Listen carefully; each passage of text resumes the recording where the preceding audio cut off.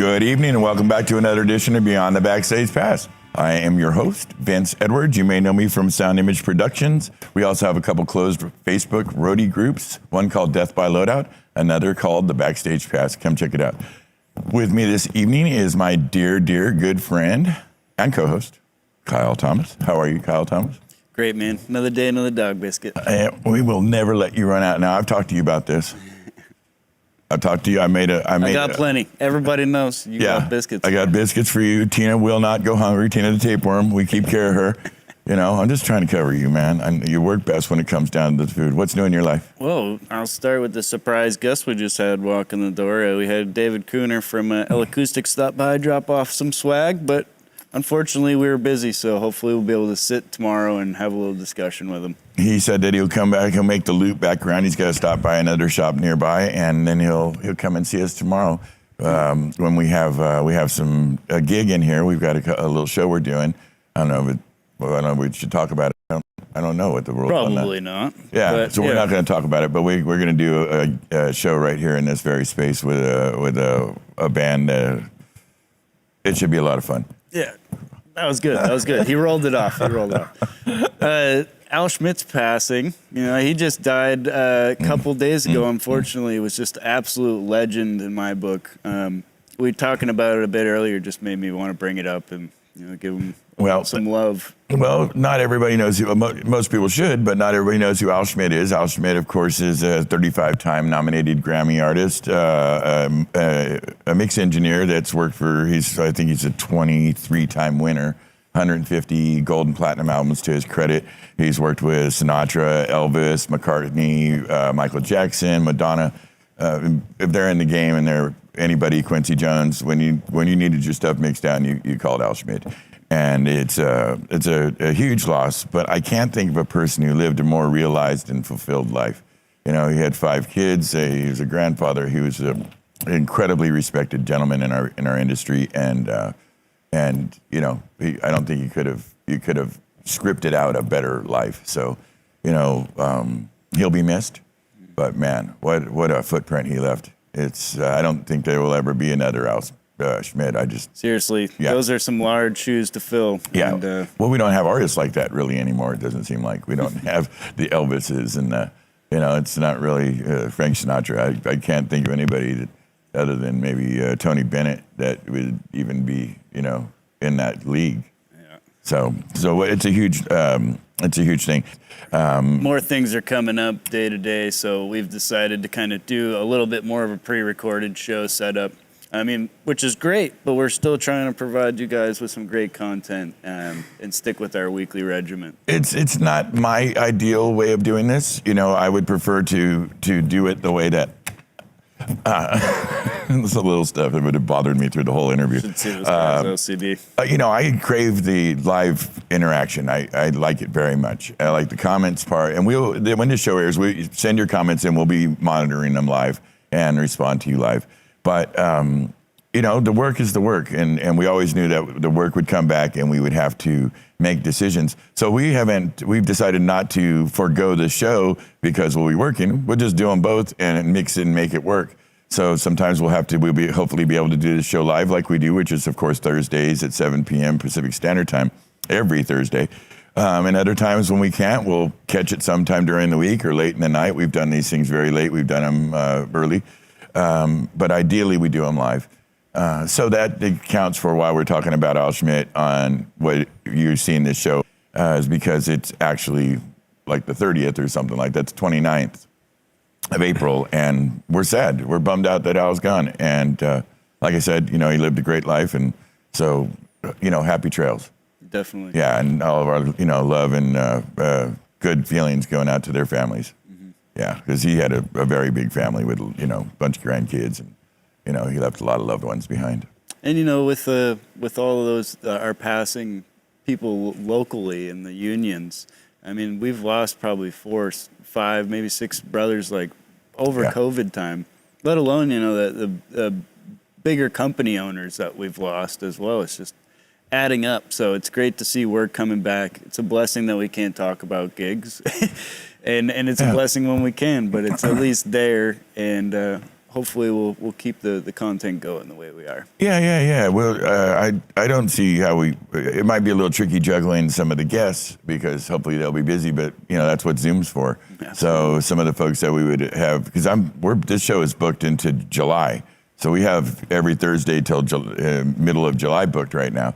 But if folks between now and then that are booked come up, the Toby Francis of the world and these folks, get busy, then we'll just find a way to make our schedule and their schedule meet up because we just need to borrow them for an hour. And everybody seems to be okay with that. Yeah. So, because we love what we do. We like doing this. It's fun. And mostly catching up with our friends. And, for example, tonight we got a dear friend who's come up from down south that our guest that I'm super excited about. And so, we just make things work as the kind of the plan lays out before us. We'll have to do some little zig and a little zag, but we'll make it happen. Absolutely. And that's what tonight's about. 100%, man. Love it. Glad you're here, man. Thanks. You were busy as hell last night. You can't really talk about that either, but a show we did last night, we had some minor equipment issues and still, there's a little rust on the system and or dust or something.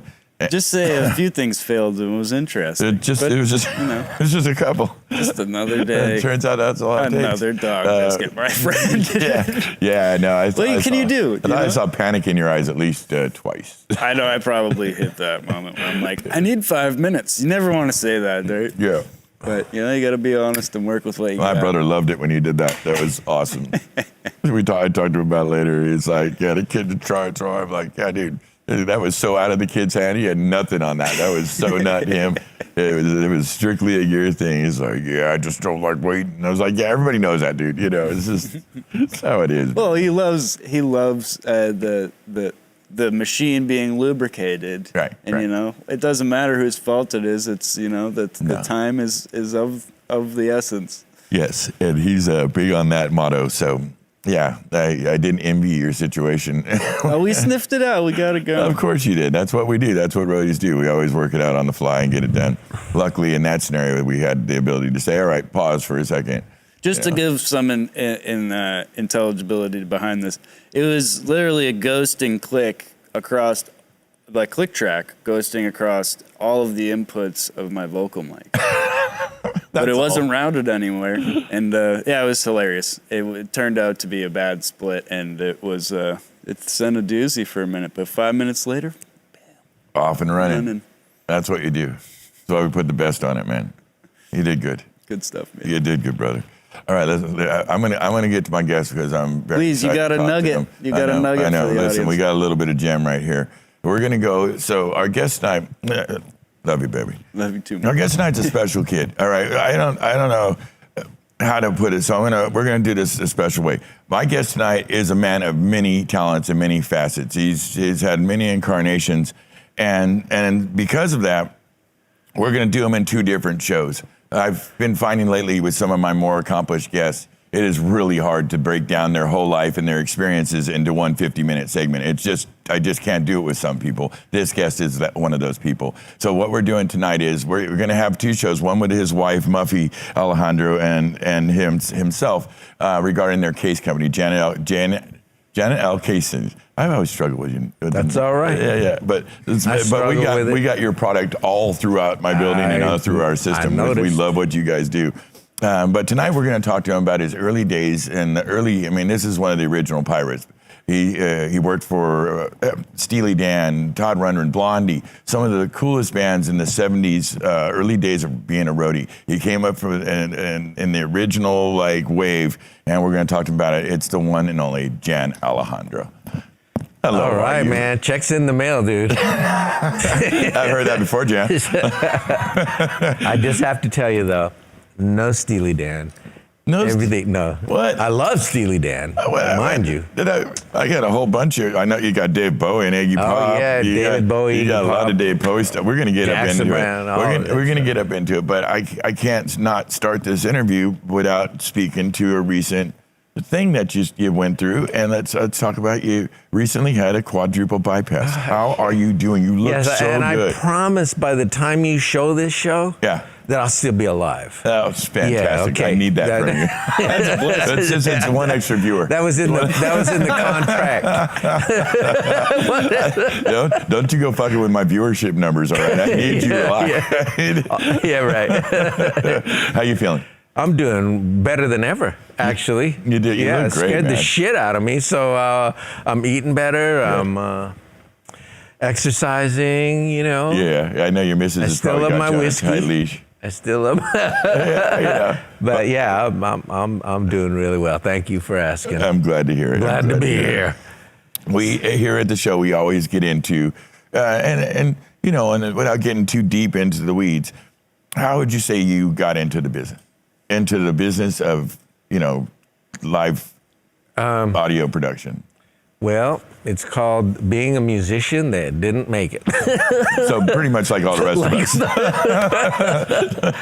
Yeah, right. Oldest Or story some in of them the- went to college and they went to theater, theater to learn how to run lights and shit, and Right. and ended up in the business. I got Yeah. So basically that's what it was. I came to San Francisco in the early 70s to pursue music, and ended up, you know, doing everything else, washing dishes Sure. at IHOP on Lombard. And by the way, it's always great to be here in the Bay Area, and especially in the East Bay. Yeah, it's a special place.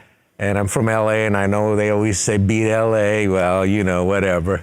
But Yeah, I feel like we could trounce you guys, no problem. yeah, my culture. Raiders. See, Yeah. even your team came back. They're leaving, but that's a whole nother story. Anyway, so coming to San Francisco from LA was a turning point in my life, big turning point. And I, like I said, I was a janitor, a dishwasher. I demonstrated organs for Ingles Pianos on Van Ness. Wow. And I did that by filling up a thermos of vodka and orange juice, and got through the Christmas season. You lubed yourself up real good. And then, Demonstrating organs in banks and shopping centers, Girardelli or Ghirardelli. Sure. Anyway, and finally something opened up. They wanted drivers at SIR. Yeah. So I was a driver. I was a dispatcher, and then finally managing the studios there. Right.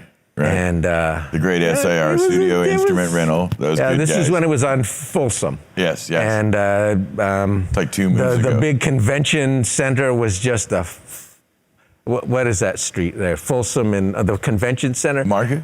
No. I don't know, maybe like 7th or something like that. Yeah, I'm terrible with memory. Anyways, down the street from some leather bar, you know, on Sure. on In the Harrison. Castro? No, this is Folsom and 4th. I just lost this thing. I don't think it's going to make a difference. Mikey, you can still hear him. Mikey can still hear you. That's all that matters. Yeah. Anyway, so that's what happened, and a friend of mine who was my boss at the time said, you know so much shit. You're a musician. Tell one of these guys that come through, the studios that you're looking for a road gig. And I'm like, well, I'm not. He says, but well, you know what? You never know. Yeah. Put it out there. Right. So I was installing a help and still. Remember that? I kind of. Okay, so they had to mic a piano, you had to either use a helping still or a countryman. And it took, I don't know, maybe 30, 45 minutes to set that shit up. Wow. And so these two guys, Vern Constant from Canada and no, sorry. Vern Constant was Moose, and he worked at IBM. And then Rob Joyce from Canada. Those two guys, changed my life. I told them, hey, if you ever hear anything, I'm available. Is this when you got the call? Is this the call you got to go out with David Bowie and Iggy Pop? Yeah. Well, tell us about that. That Okay. was the Idiot Tour. This is January, 77, I want to say? Yeah. Yeah. All right. So we have a little bit of time. So it's a long story. So anyway, I moved from San Francisco to LA, And because there's a case company that were involved with SIR. In fact, it was the owners of SIR, and they wanted me to be the sales manager in LA. So they moved me down, and when I came down with all my shit, oops, can I say that? Yeah. Oh, good. Absolutely. Say whatever you want. They said, we don't need you here. We need you in San Francisco. I said, oh, great. All right. So I was doing construction in LA, and I get this call about two weeks after I just got married. And it's Rob Joyce calling from England, and he says, hey, look you still want to go out? And I go, sure. I wasn't sure. I said, sure. And he says, look, you want to meet us in Toronto? And, you know, it'll be working with David Bowie and Iggy Pop, and you'll be doing drums. So I said, hang on, let me go ask Muffy. Yeah. Just got married 2 weeks ago. Right. So I asked Muffy, she says, yeah, I've been everywhere, you've never been anywhere, so just go. Go. Right? Try it. She just wanted to get rid of me. You know, 2 weeks, she always wanted. Yeah. Anyway, so, you know, that happened. I said, sure. And sure enough, I go, you know, about a month later, I go and meet him in Toronto, and I meet David, meet Iggy, whose name was Jimmy. Yep.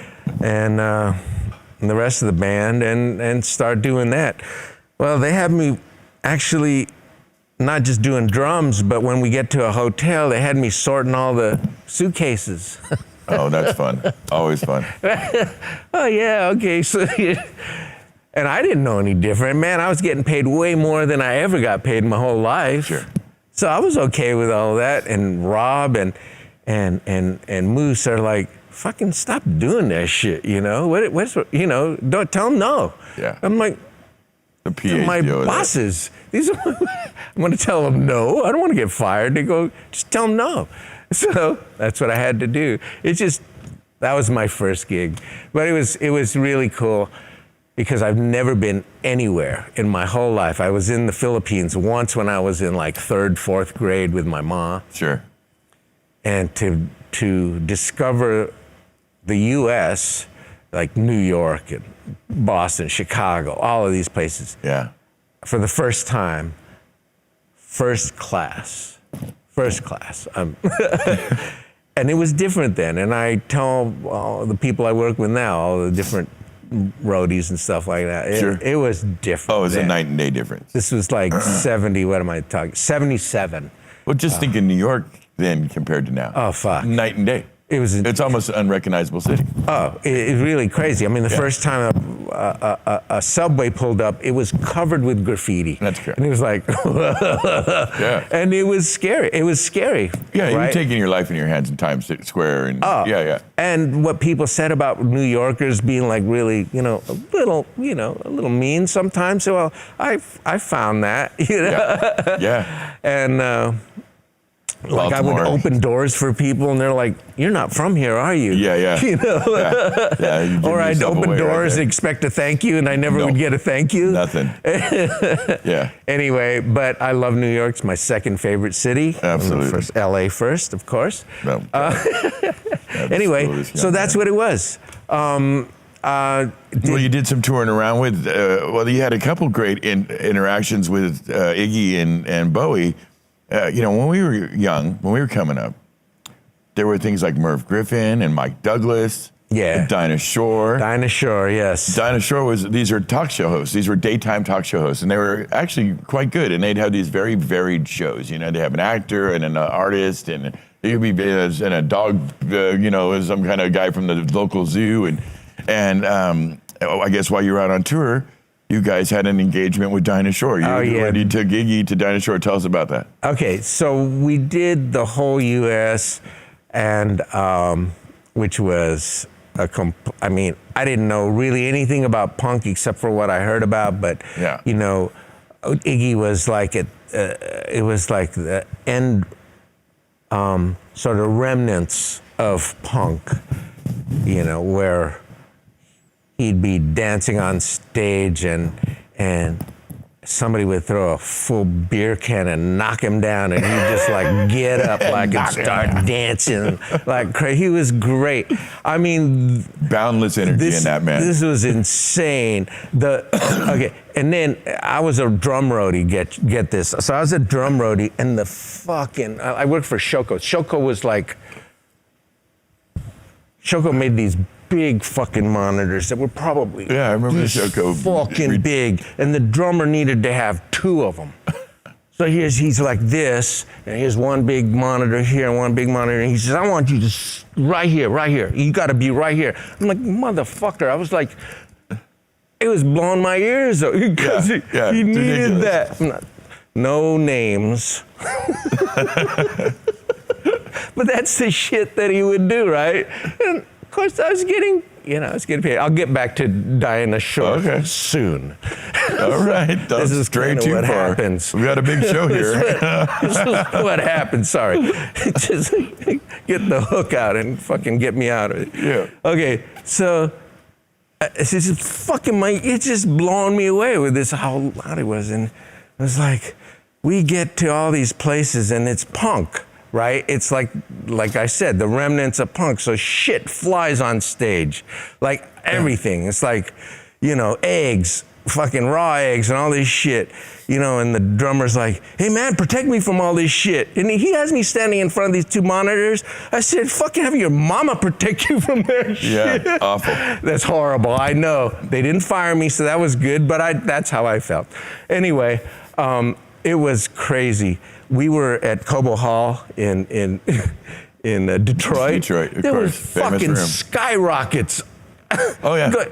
Skyrockets going on. He's talking about fireworks. Yeah, bottle rocket. Yeah, bottle rocket. Yeah, bottle rocket. Absolutely. Yeah. I mean, it was insane. You got off light, brother, because in about 4 years from that date, it turned into hardcore punk rock, because that was some candy ass shit. Because we turned that upside down, brother. I'm telling you what. I believe it. You would have been happy to see some fucking raw eggs, okay? Because what we were doing was a whole nother level of fucked up. I believe but it. It's super fun. Super fun. I believe it. Yeah. So meanwhile, there's that shit, but then we were staying in the best hotels, because David at this time, and I didn't really, I just met David, and he was a musician. He was playing piano, and the way this all worked was, I guess at some point, Iggy helped David with his career.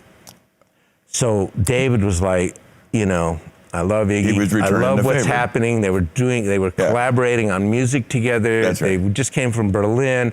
And I didn't know anything about their, drug shit or anything like that. Never read all that stuff. Sure. But they had worked all that stuff out, right? And I didn't know anything about that. But all I knew is that I met David when he was a musician. David Bowie. And not he wasn't superstar. He wasn't out as David Bowie. He was more of a backup musician. So we had a lot of fun together. Yeah. There was only maybe 3 roadies. Yeah. And the band, and it was just insane. This was like my introduction to rock and roll, even though I'd worked with all these other people in the rehearsal studio. Sure. This was like fucking a kid in a candy store. Absolutely. Well, talking about kid in a candy store, I know you had a situation in New York with David Bowie. You called it the Big Feast with David Bowie and the Rolling Stones. Tell us about that. Okay, so at my age, you have to kind of piece the memories together every once in a while. Okay. And wait till you talk to me and Muffy, because it's like she remembers one thing and I remember another. She was telling me to expect that. She didn't tell me that. It's going to be like 2 different fucking versions of the same thing. Anyway, so Big Feast, Rolling Stones, New York. David comes into the room and he goes, hey, you got nice clothes? I'm like, I got kind of nice clothes. He goes, well, we're going to the Tavern on the Green tonight. Yeah. My treat. Serious place. Yeah, it was cool. And so get some nice clothes, right? So we do that, and that's what we do all day. And we head over to the Tavern on the Green. Mm-hmm. And they're, I'm aware of it. The part of the Stones, I don't know who was there, but I just remember it was like, anytime that happened, I just felt I was like really out of my element. We kind of fly on the wall, I imagine. I was flying the wall, but I also, man, we're talking about a kid that was raised by a shoe sales lady / waitress Sure. and a bartender. Yeah. And we were from the wrong these... side of the tracks. So this was all new shit for me, Yeah. Exciting? Was it exciting? It was very exciting. Yeah. It was super exciting, That'd of be course. A lot of fun. And did you guys get up to any bad behavior in the Tavern on the Green? Not that I could remember. I just wanted to make sure I was using the right forks, the right spoons, the right glasses, you know what I mean? You know the secret to that? You go from the outside in. Okay. That's the secret. That's a good. So if there's 2 forks, you get the outside one first, that's your solid fork. The next one's your entree fork. It's outside in. That's in towards the plate. That's how it works. Shit, one time I took a girl out one time. This is way before I knew Muffy, right? Yeah. And I took her to a Chinese restaurant, and I didn't know if they fucking put a bowl of soup in front of me or something I should wash my hands in. And I'm part Chinese, shit. That is fucking awesome. That is very funny. Hey, man, if anybody can embarrass themselves, that would be me. No, it's soup. Yeah, I know, I'm just tasting it. Anyway, where were we? Okay, so we do all that. We do the Agora ballrooms and all of Yeah, classic room. Oh, fuck. Shit. We stay at Swingos. Yeah. And Swingos has like all these rooms. Famous hotel, like for rock stars. Extraordinary. Yeah, we'd be there, Do you ever and then stay in the White basketball House? teams would be there at the same time. Yeah. It's like, what the fuck? This is insane. I was maybe 26, or no, 23. I was 23, and I thought I was old then. And anyway, Swingos had all kinds of, they had like the bondage room. They had like all these different, rooms that you could get. They had theme rooms, so you could order a theme room. There's a safari room, the bondage room, the love room. Exactly. There was a big bed, big heart bed. It was ridiculous. And it was pretty famous, it was Cleveland. It was in Cleveland. Yeah. Swingo, it's a famous place. You ever stay in the Wright House? Yes, yeah. Wright House is a extraordinarily one-off place called the Hyatt House. We called it the Wright House in LA. That was like fucking crazy. Oh, man. The shit would happen there was in some that. cool places. We'd take over whole floors, man. It was nuts. I know that sometimes you get people and they're like talking about all this technical shit. Well, I don't have a lot of technical shit to, I don't have a lot of technical shit to give you. There's like 6 other shows my friends do that are the technical shows. This is the show where we talk shit. But I can tell you, there was a fucking hotel in Seattle where you could rent a fishing rod and fish out of your fucking room. Yeah. I mean, what do you He would love that. Who does that? Yeah. I mean, you tell me that hotel, I'm there. Right off the fucking balcony. Yeah, like it was real the thing. apartment. It's absolute real thing. No, there was a very different makeup of. Like you said, it's hard to emphasize this or a way to articulate it for the young folks in the game. If you didn't come up in the 70s, 80s, even part of the 90s, part of roadieing and rock and roll, which was a very different animal than what they get up to now, what he can expect or what Mikey and some of my other employees can expect. There isn't a lot of cocaine. There isn't a lot of we'll just call them groupies. Yeah. Remember the groupies? Oh my God. It was out of control. It was an embarrassment of riches.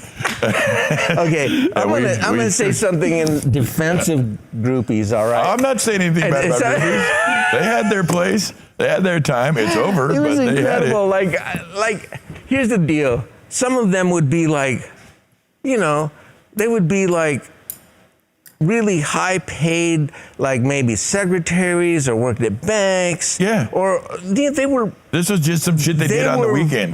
People. Yeah. They were girls, people. Women. They were just like, but they people. loved, they loved like David Bowie or they loved Metallica or whatever. That's right. And so they planned their vacations around the tour. That's exactly right.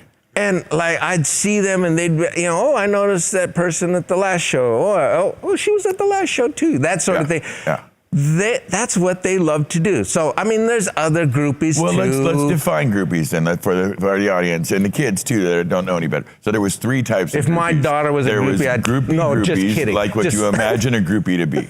Then there was something called the Band-Aids. That were kind of like they were a step above the groupies. They were smarter. They understood how to control their sexuality and what they got for it. And then there was ones that were above them called the muses. And what they did was they were sought after by the band, and they would travel with the band because on the road, and they were just for on the road, they would kind of be a muse to certain artists that would write songs about them. They would help them through the process. They would help artists through the process. So groupies is not one thing. But the group, when people think about groupies, I think they think about the first step of groupies. Yeah. The kind of chicks throwing themselves at bands, trying to get backstage, trying to go to the after parties. Right. And those existed. They absolutely did. But they weren't a monolith. There was many versions and forms of groupies. And the smarter ones were not groupies. They were Band-Aids. Band-Aids were there to support the band, and they really loved the music, and they knew every word. Right. And they were passionate about the music. So that was the delineation. They weren't free and easy with the sex, maybe sometimes, but not like the groupies. Whereas the muses were kind of almost like tour girlfriends, where they actually toured with the band, and they'd get hooked up. And a lot of times these musicians, and we won't name names, but a lot of these musicians had wives or long-term girlfriends at home that were left at home, and these muses would come and they would kind of act in this other way. So it's a very unique thing. Let's move on from this subject because Let's move on before we get our friends in trouble. We're taping this right now, and I can sense my girlfriend cringing 15 days from now. So we're gonna move on. Love All you, I honey. want to Baby, say I love is you. that you know what? They had their life. We had our life. That's we right. all did That's right. shit. We all played our And- parts. It was a part. You played and a it part. was just one of those things you can look back at and go, Yeah. fuck, we had a fucking great time and no regrets. Yeah, no, you can't. Don't look back with regret. Look back with appreciation, and it was something we lived through, and we had a lot of fun. Sometimes wasn't so fun, but Yeah. for the most part, really good experiences. Yeah. Let's move on to. Okay, so Dinah Shore. Oh, we're gonna go there. Okay. Yeah. Okay, so Dinah Shore, she, you have to, the best thing you could do is. Okay, Dinah Shore was the most buttoned down normal in America. She was like your Oh, mom. hell She was like going on yes. your mom's show. Yeah, she was very normal and very sedate and she was very appropriate. Right. And now Iggy Pop comes out. My father watched the Dinah Shore Thank show you. all Exactly. the fucking time, Yeah, right? she was great. Dinah was amazing. She could sing. She was extraordinary. Dinah loved David Bowie. Yes, she did. They were just good friends, and David really, respected Dinah too. And he said, "Look, we will do the show as long as you don't ask me. This is Iggy's thing. And I'm not going to sing." And don't ask me about my career and what I'm doing with my next recording. Don't any of that. Yeah. This is and if you do this, then we'll come on the show. Yeah. Right. And this was on Fairfax at CBS Studios, and so we get there, we set up, and believe me, you have to actually go on YouTube and find Iggy Pop Dinah Shore show to understand it's what incredible. really was happening. That was the Just weirdest shit ever. Incredible. And okay, so Dinah Shore had a golf, like Bob Hope had his golf Yes, she had her classic, tournament. and there was a Dinah Shore golf classic. Okay, That's so correct. there's. I almost said something that you didn't want me to say, so I'm gonna keep politics out of it. Thank you.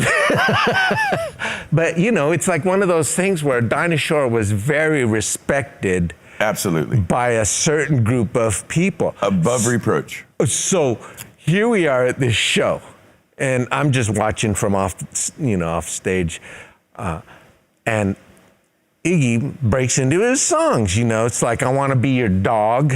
That's he rips off his shirt and he just starts doing Iggy his style. thing. That's what Iggy does. And the drummer and the bass player is Soupy. Do you know? Did you? Soupy Sales, the comedian? Soupy, Yeah. his kids. Yeah. So the drummer was Hunt Sales, and the bass player was, I can't remember his name, the Sales Brothers, which became Tin Machine. Thank you. Uh-huh. Because David really loved them. Yeah. They became his Yeah. backing band. Anyway, so here was this sort of as close to Johnny Rotten as you could get on national TV. That's right. But I mean, look at Iggy and the Stooges. They were out there. Yeah. And he was out there. You know, it's like who rips their shirt off and starts. Especially at that time, there wasn't really a lot of national focus on this. Right. Absolutely. Yeah. So I can't explain it. You'll have to watch the video. It was like right and around just when watch World's the Forgotten faces. Boy. Watch the faces of Dinah Shore and other people. Blown away. Oh, it was insane. It was great. Away. And you could tell that Jimmy was a little nervous being on there. That's the first, like, he hasn't performed in a really long time. And he also, I think it was one of his first, like, interviews like that ever. Sure. Yeah. So watch Well, it. It was awesome. As you know, a lot of times like when you were talking to me, there's a lot of things that are a part of my rock and roll history, Foundational history. that I'm super happy that I was part of it. Sure. I feel blessed, I feel lucky, and I'm sure a lot of you who've been on the road feel that way. We really have a special thing going. Yes. We feel very lucky. We don't know how the fuck we got here, but we did. Sometimes you just pinch yourself. It's Right. Like, is this? I'm actually getting paid to do this right now. Yeah, that's an amazing thing. In that moment, I love those little realization moments, you know, where it all kind really of comes is. into focus and like, wow, that's Dinah Shore and the Soupy Sales Kids with Iggy Pop, and he's naked on stage, and this is going out to 3 million people right now. It's wow, insane. that's It really like a is. moment. It's really cool. So anyway, so that was just another one of those times where you just like, whoa, this is, you know, I didn't know that all of this stuff was going to have the legs that it has. You know, Well, that yeah. people talk to me now. I mean, now that I'm going to be 68 this year, and since my 60s, people are really asking me about that time of my life. Yeah. And there was a whole time of my life that I had completely just put it aside, didn't talk about it. I just wanted to raise a family, just wanted to, you know, to run a business and create a business with my wife and just concentrate on that. And then all of a sudden this shit started coming back again when I'm, you know, writing articles and just writing about that time. No, you wrote some great articles too. And as I, you know, and it was awesome. You know, Very just cool. awesome time. Well, let's move around in that. Let's dig around. You know, I don't do these linear. I kind of bounce all over. But I'm right there with you. Yeah, and I'm not even, you know, like I haven't had anything to smoke or a little bit to drink. No, he's just this way like normally. He's just a fun, happy guy, and he's got some great stuff to share. Let's jump across the pond to a time when you were in the UK. Yeah, and you had the opportunity to do a show with Led Zeppelin. Now, let me tell you, I've had people on here that have worked for Van Halen and Motley Crue, and I've worked with a lot of big acts, you know, Aerosmith and whatever. Not too many of us got to work with Led Zeppelin. You got to share that with us. Talk to us about doing it. And this is John Bonham Led Zeppelin. This is real Led Zeppelin. This is the whole band. I didn't know it at the time, but so when I worked with David, I worked after the Iggy tour. Let me go back a little bit just so everybody gets this timeline. After Iggy. You were talking about the Heroes tour that went after? Well, yeah, but when I was doing my last show with Iggy, and I think I sent you something about it, we were at the Santa Monica Civic. Yeah. And somebody throws a pith helmet up on stage. You know, they throw shit. You know how they throw shit. Artists don't want any of that crap. No, sorry, no. For people who threw shit up there, no, I don't mean to disrespect you. The artists love the crap. Look at the roadies are like happy, throw it up. Tom Jones is still collecting all the thousands of underwear you've thrown up there. He loves them. yeah, exactly. Send it up. We'll take it if the artists don't want it. Yeah. You know, it will not go unused. Throw me a blue label or a fucking 25-year Macallan. That's fine. That'd be great, man. If he doesn't want it, I'll fucking take it. That's some very wishful thinking. Come on, tell us your story. Okay, so somebody threw this pith helmet, and I go, woo, okay, I'm gonna keep that. And this somebody in the big, thick Scottish accent, he goes, I'll take that. This is when we were loading out. He said, I'll take that. I'm not gonna do a Scottish accent because, you know, I'm Filipino. There's no way I'm gonna do it. It's not gonna translate well, it's not gonna happen. And I go, oh, this is mine. He goes, if you want to work in the next, 3, 4 years, 5, 6, whatever, you'll give me that. I had no idea who this motherfucker was. I do.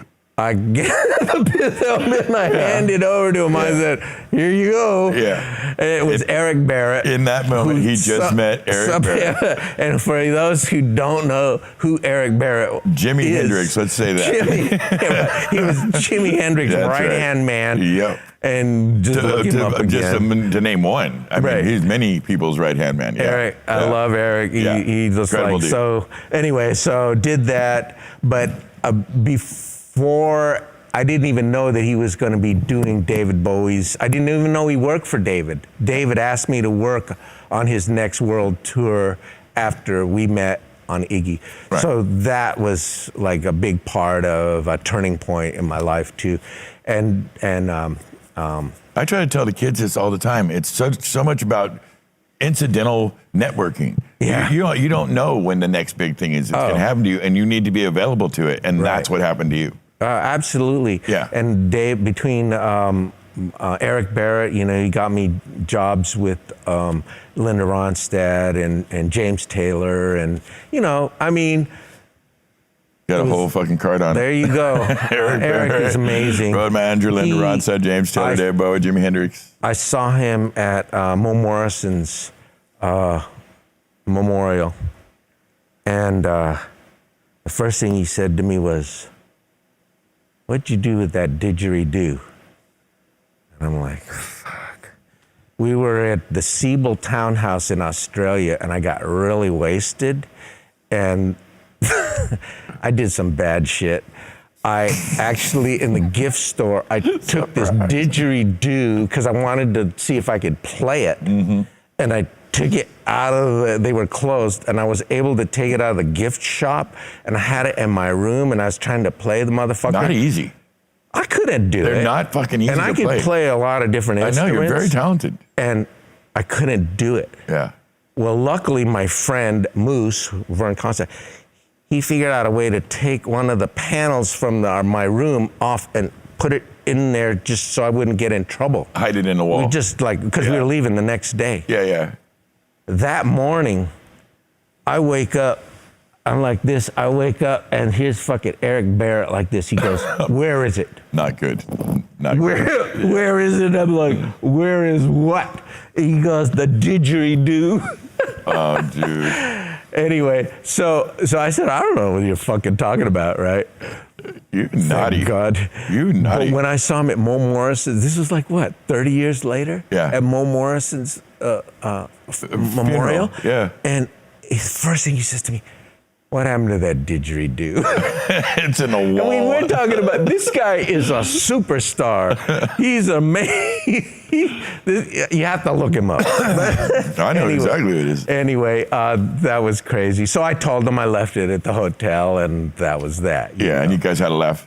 Yeah, Now tell us about your time in Britain with Led Zeppelin. Oh, thank you. Okay. So Led Zeppelin. So working for sorry, just like, You're fine, this man. This is me, and I love you. And anyway, so what happened was after when the Isolar 2 David Bowie world tour was ending, Yes. and that lasted for a year and a half or so, I was asked to go on tour with Todd Rundgren. And so that's what I did. And I worked for Todd for a long time. A lot of these artists, and I heard you talk to a lot of your tech people and engineers and everything. A lot of people don't know the music of who they're going to go out with. Which is shameful. You should not go out. You need to study your artist. No, sometimes it's better if because you're not all fucking starstruck.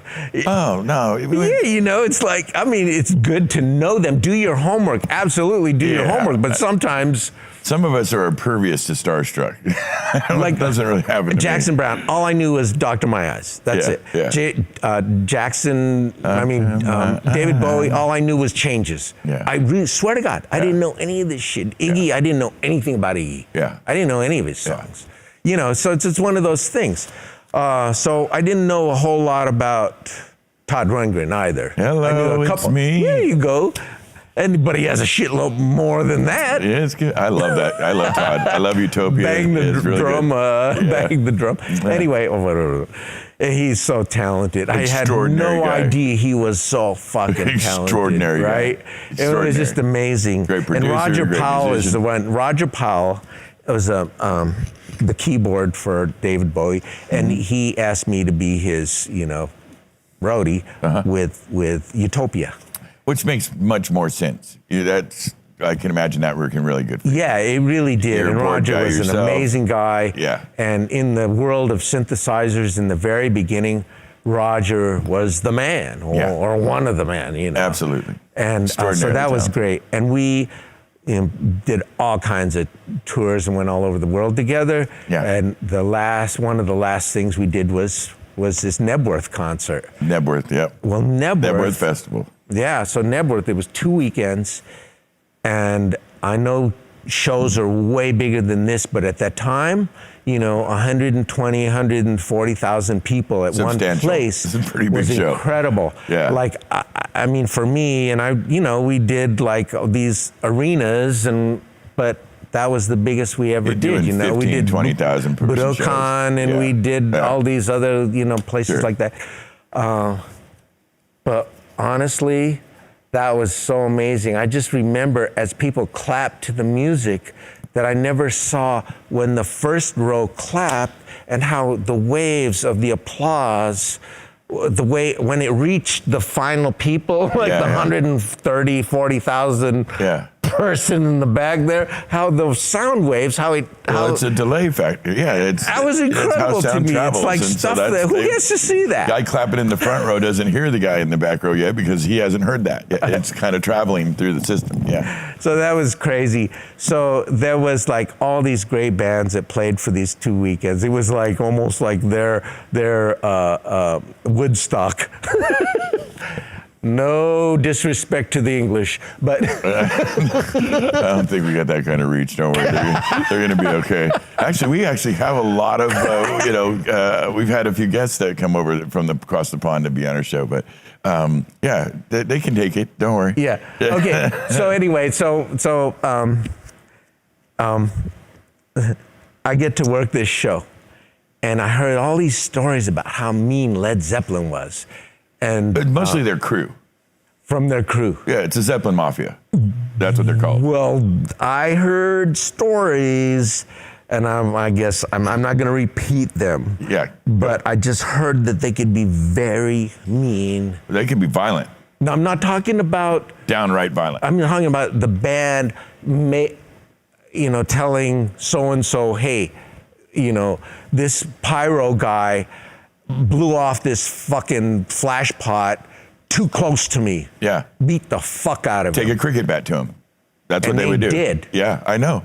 I fucking know. You heard those stories too. Absolutely. I didn't see. I'm just saying. I'm repeating this secondhand, right? So Don't worry. Oh my it's probably somebody God. saying, "Get the motherfucker off." Mute your phone. Anyway, so okay. That was on TV. So I knew they were like that. So we were the band that played just before them, and they were coming up. And after Todd Rundgren was finished, Yeah.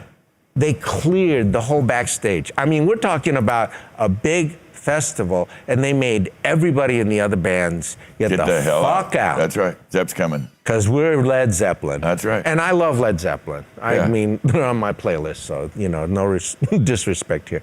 But I said, you know what? I have this camera. I'm going to take pictures. So for 2 weekends, I climbed up the fucking trusses. I made friends with the fucking follow spot people up there. Yeah. And I just stayed there and shot like crazy. Oh, man, I got to see those photos. Yeah, I'll send you the Please, pictures. please. John Bonham. It was the last show with Led Zeppelin that John Bonham actually played in England, and they did a little bit. They did some other few gigs in England. In Europe after that. But he was so sick that Yeah. they couldn't really finish those shows. Yeah, it's kind of sad. So really, Led Zeppelin played their last shows together, the original band in Nebworth, And I got to be there for the last Was two it a good fucking show? weekends. They put on a good show? I thought it was great. Yeah. There's some people out there that said it wasn't, but Yeah, when they were in their prime, they could really bring it, you know? They were Led Zeppelin for a reason. I mean, in the sense of the bigness, the largesse that is known as Led Zeppelin, you know? There were some nights when they really brought the heat. And yeah, right. And so that's, you know, that's another thing that I say I'm happy that I was a little very lucky turn. part of it, you know? You mentioned that you were out, I believe it was it the Running on Empty tour? With Jackson Brown? Yeah. Now, I know this I think must have struck a chord with you because I think you actually have a Facebook page, right? The anniversary page for Running on Empty page? Yeah, that was for 40 years, and now it'll be 50 years pretty damn soon. What did it mean to you? Why did it leave such an... That was another thing. In the old days, one of the reasons why I wanted to go on tour Yes, sir. was when I was in high school, I saw Mad Dogs and Englishmen with Joe Cocker and Leon Russell and all of them. And they were in this turboprop, and they went all these different places, and it was like, fuck, that looks like fun. Yeah. I want to join that circus. Sure. I really want to, whatever it takes, I want to do that. And at the time I was a musician, I thought maybe I could play, but whatever. I want to do that someday, you know? Absolutely. So that always stuck with me. And Running on Empty was as close to that movie as I could possibly get. That's pretty great. I worked for the section who was Danny Korchmar, Leland Sklar, Russ Kunkel, and Craig Durkee. Kunkel, okay. And if you look at all the records that they did, Carole King and James Taylor and all that. It's really the who's who of 70s singer-songwriters. Yeah. You know, when I was in high school, I would read those liners, you know, and there's their names all over there. They're kind of legendary in their own right. Right. That's so true. I worked for them, and at times when Bill Thompson wasn't there, I would do stage managing for them as well. And anyway, that was so great because they backed Jackson Brown. And so of course, it's not going to have anything but the best. I mean, it's Jackson Brown. Yeah, so Jackson, and then they had Doug Haywood singing, and this is one of those things where sometimes you just forget people's names. David Lindley and Rosemary Butler. Yay, I remember it. The fucking mind is not gone yet. No, you're sharp as a trap. So anyway, between the section and all of them, that was the band. They recorded everything, Greg Ladani, and they recorded that whole thing.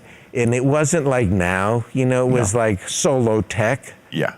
And we'd have to take all the instruments, and we'd be at like Meriwether Post, in Maryland, and I feel like I'm like rambling. Sorry, guys. No, you're like, doing great, man. This is just shit. But it's my shit that I just anyway. You're doing good. You got this. You're doing good, Jenny. You got it, baby.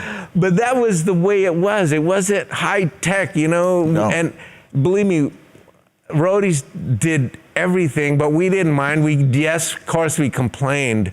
But, you know, at the end of the show, we'd go in the back and we'd get whatever was on the rider that was left over, all the fucking booze and shit, and we get to fucking... Yeah. Oh, I remember those days. We get to fucking party with it. Good. But anyway, so a lot of fun. back to that every time I hear that album, I just I'm just so blessed to be a part of that thing, because so many people that go on the road go, wow, that Loadout, that song, The Loadout, fuck, and that means so much to me, blah, blah, blah. You're referring to the Jackson Brown song he wrote for the road crew called The Last Loadout, which is an extraordinary song. It's one of probably the most spot-on songs that speaks to our experience folks behind the stage, Yeah. the folks that bring the show for you. And he was always extraordinarily. Tom Petty was that way as well. Yeah. Extraordinarily respectful of the crew. He was more than willing to give his admiration to the fact, and he would tell the audience sometimes, Yeah. I just sing the song, so I'm here because these guys did it. And he was always extremely gracious that way. It's amazing. Yeah, that's right. And a shout out to all the artists that do appreciate that. That's right. That, because David would come and ask how the food is. He really cared how we were treated. Yeah. There's still a few artists out there that it was behave this way. crazy.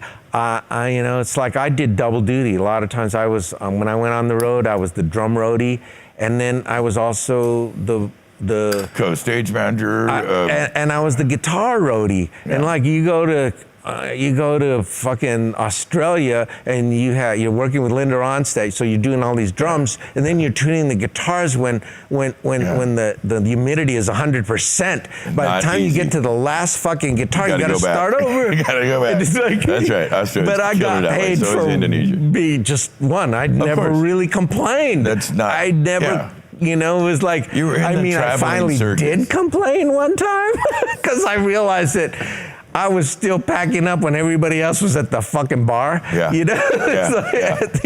So I did. I did my share of complaining.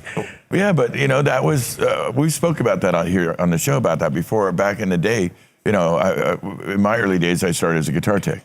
But when I got that dialed in, whatever else was needed, you did it. You put your effort to it. Or we talked about being a Tetris god. Never say you're good at packing a truck. We were talking about this last night. When they're packing a truck and somebody's like, I could do that better. Well, you just screwed yourself, because if you actually do it better, guess what you are now? You're the load master. You're the last in the shower. About the last guy to the bar. Yeah, you just fucked up. Put your foot all the way in your mouth on that one, coming. Yeah, it's just one of those things. Okay, we're running out of time, but I want to ask you about Blondie, because you were out with Blondie in a formative time in her career. Oh, yeah. And she was she waffled a little bit in between the kind of CBGB crowd but also she also dabbled with like Rapture, the song Rapture, with it kind of the new spoken word stuff, which they later called hip hop or rap. Yeah. And she kind of was a very multifaceted artist. What was it like to run with Blondie? Really interesting. Did you know James Honeyman Scott?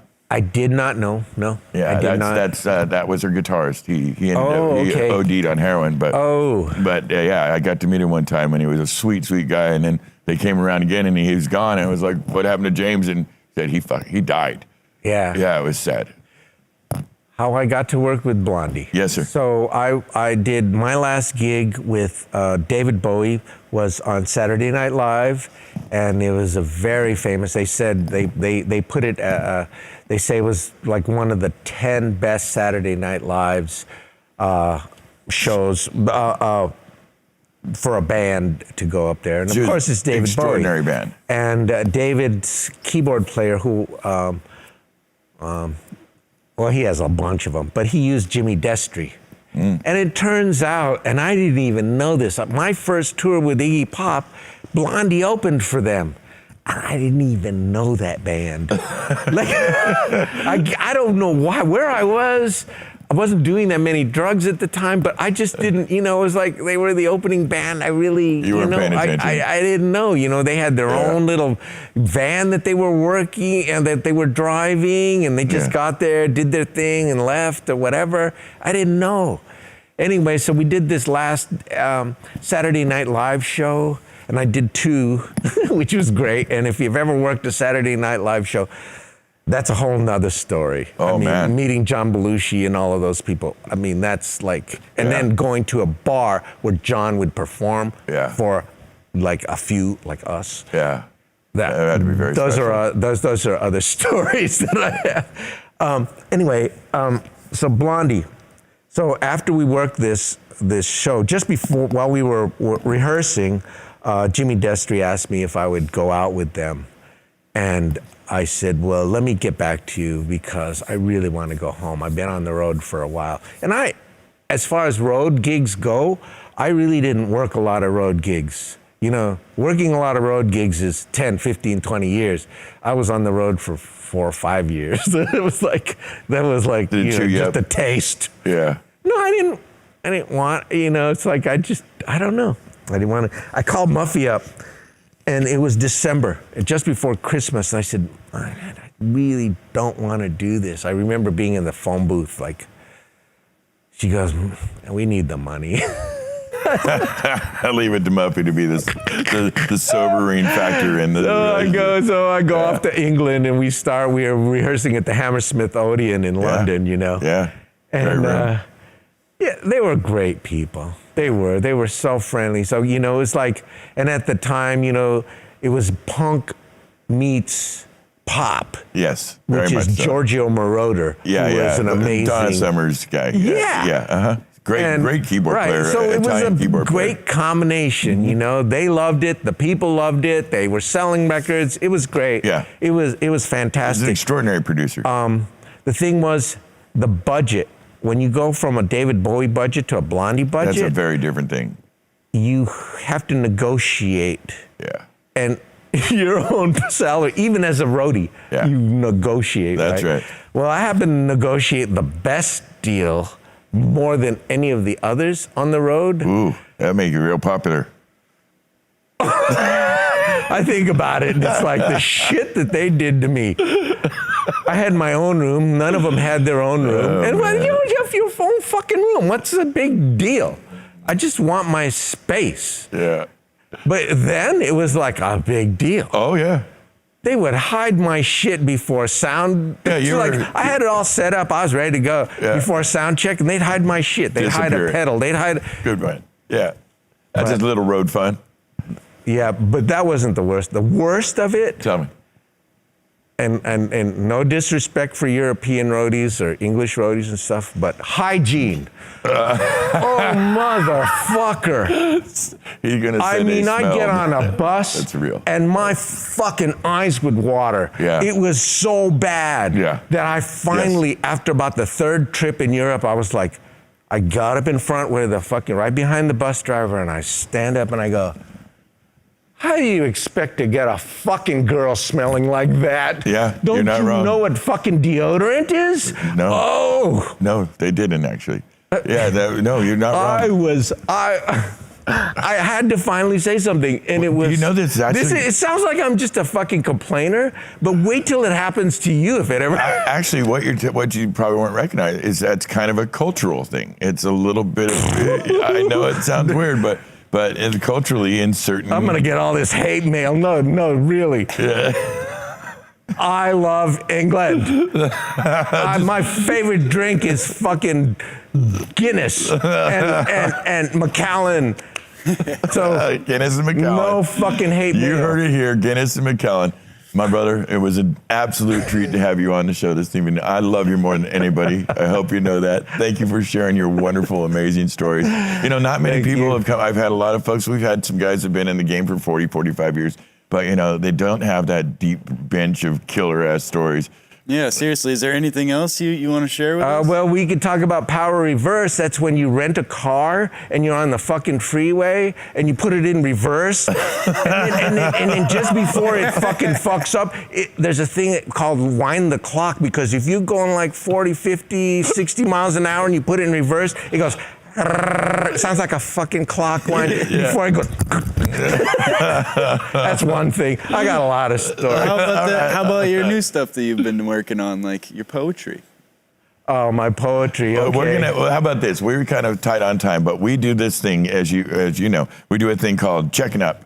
And we will check back up on you. Yeah, and we'll do a little 8-minute segment. We'll drop into another show. Oh, man, and I'll have you read one of your best poems for us. Will you be willing to do that? Oh, yeah. Let me just say that I've been really blessed. I don't know how this happened to me, but I talked to my other... Oh, am I done? No, you're good. No, we're still on TV, baby. It's like an awards show. It's like... No. Okay. Play him off, Mikey. I just want to say, I've talked to my other road friends, and we all feel the same way. We are blessed, we are lucky, and it's just an amazing thing. And I don't know how we got here, but... Hard work, luck, and hard work. Okay, luck and hard work. Yeah. And well, the first to get in is the luck, and then to stay in is the hard work. Yeah. That seems to be the game with me, as far as that's always been my secret, if there's any secret at all. Yeah. But we're that's better true. for having you. And you're going to come back with your lovely wife and talk about some stuff about the case company, Jan and L Cases.